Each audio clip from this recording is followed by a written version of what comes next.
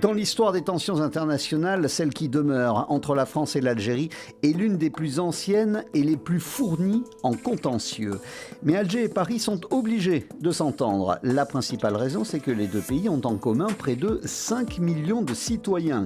4 millions de Français sont d'origine algérienne et près de 900 000 personnes nées en Algérie vivent en France. Qu'on le veuille ou non, cela crée des liens, mais aussi des problèmes. Autre domaine où la coopération est primordiale, la sécurité et cette partie du continent africain dans laquelle les deux pays ont des liens. Le Sahel.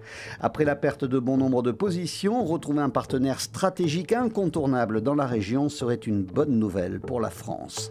Une sortie de crise profiterait également au commerce. La France, qui importe beaucoup moins de gaz russe depuis l'invasion de l'Ukraine, ne veut pas se priver en plus d'un fournisseur historique. Il en va de même pour le pétrole. D'autant que l'Algérie, durant ces dernières années, n'a cessé de multiplier ses partenaires commerciaux. Les États-Unis, la Turquie, l'Allemagne. Alger a même renoué des liens avec l'Espagne.